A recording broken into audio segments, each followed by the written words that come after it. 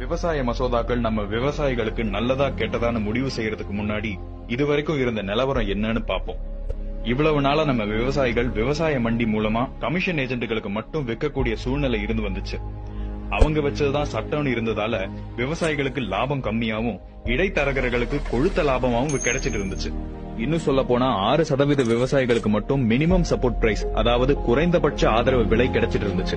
இது ஏன்னா எந்த ஒப்பந்தமும் எழுத்து வடிவில இல்லாம வெறும் வாய்வாக்காவே இருந்து வந்ததுனால விவசாயிகளை ஏமாத்துறதும் அவங்கள கடனாளி ஆக்கிட்டு அவங்க நிலத்தை பறிக்கிறதும் வாடிக்கையாவே இருந்துட்டு வந்துச்சு. சொல்ல போனா சொந்த நிலத்திலேயே விவசாயிங்க வெறும் கூலியாலத்தான் இருந்து வந்தாங்க.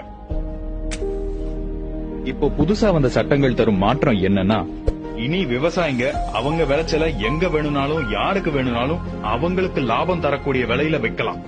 இதனால விவசாய பொருட்களை விவசாயிங்க கிட்ட இருந்து வாங்குறதுல மண்டி கமிஷன் ஏஜென்ட்டுகளுக்கும் மொத்த விற்பனையாளர்களுக்கும் கார்ப்பரேட் கம்பெனிகளுக்கும் நடுவுல போட்டி அதிகரிக்கும்.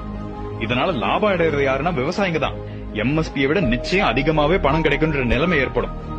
ஒப்பந்த அடிப்படையில விவசாயம் செய்யற விவசாயிகள் பெரிய பெரிய நிறுவனங்க கூட ஒப்பந்தம் செஞ்சுக்கலாம்.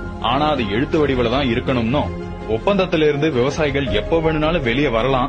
ஆனா அந்த நிறுவனங்கள் ஒப்பந்தத்துக்கு கட்டுப்பட்டு தான் ஆகணும்னோ, எந்த சூழ்நிலையிலும் அவங்க விவசாயிகளோட நிலத்தை லீஸுக்கோ இல்ல விலை கொடுத்தோ எழுதி வாங்க முடியாதுன்னு சொல்லுது இந்த புது சட்டம்.